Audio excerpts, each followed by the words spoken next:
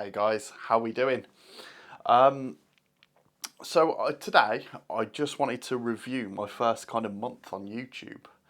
I started posting videos on the 1st of March. We're now on the 1st of April. And I just want to talk about how the month's gone really. Firstly, let's get to the numbers, as I know that's what most of you guys might be interested in. So as of right now, after 1 month, I've posted 63 pieces of content. So on average 2 a day, which I'm reasonably happy with. I could probably do more. So it's just finding that balance. But I think 2 a day, obviously that's both short and long form, I think is pretty okay, pretty acceptable. But it could be better, I suppose. So maybe a goal for next month could be to increase the volume, maybe aim for 3 a day, and just see how it goes really. In regards to the subscribers, I got 41, which massively exceeded my expectations. I expected, 0. So for anyone out there who has subscribed or engaged with my content at all, massive thank you. It is appreciated. 41 subscribers, 63 pieces of content.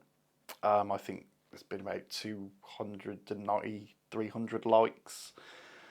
And I think about 11, 12 people have actually shared my content, which is amazing.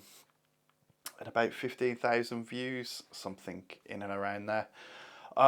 So it's been, it's far surpassed sort of my expectations, which is obviously a good thing.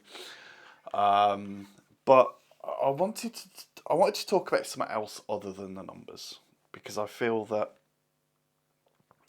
when you see these YouTube reviews, or it's always about the numbers, the views, the monetization, and don't get me wrong, like that'd be great, if eventually I qualify for monetization and obviously playing bass and recording videos, made a little bit of income, it'd be great, right?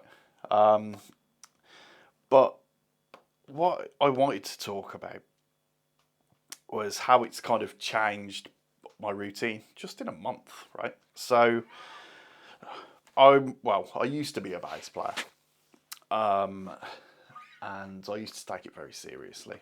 However, over the last 5-6 years, life gets in the way. I'm sure you guys know. Family, got a job, set up my own business. So it's kind of dwindled. And I certainly haven't been playing anywhere near as much as I should have been, right? And I can honestly say that in the last month, I've picked the instrument up and practiced meaningfully for 2 to 3 hours a day. And that is probably the first time that's happened in the last 5-6 years, maybe even longer. So that's the first big takeaway. That it's encouraged me to be more consistent with the instrument and take it more seriously, right? And I think that's a massive win. So you guys probably know with YouTube, you can't control how many views you get, how many likes, how many subscribers, right? We can't control it. We put out content. If people like it and engage, great. If not, try again, right? So nothing's guaranteed, no matter how hard we work, how good we feel our content is. But I can guarantee you that if I practice for 2-3 hours a day, in a year, I'm going to be a better musician. I'd argue that is pretty much a guarantee. So if you are someone who's thinking about starting a YouTube, you're into drawing or music or photography, whatever it is, my advice would be, don't be too concerned with the numbers. So I'm going to do this review each month, and yes, I will talk about the numbers a little, but it's more going to be about what I've learned outside of that. right? So for example, one of the things that has really improved for me this month is I bought this book, and it is Hannon the Virtuoso Pianist, right? In 60 exercises. Now, I got this book because I follow a bass player called Yannick Wisdala. Amazing bass player, you should check him out. And he mentioned this book, so I bought it. And as you can see, there's no tab. Yeah, there's no video. There's none of that. It's just sheet music, right? So to play these exercises, I've had to improve my reading, right? I've had to not relearn, because I sort of knew how, I wasn't great at it, but I did know how to read music. But practicing that for 30 minutes every day has massively improved my ability. And again, it's just another win.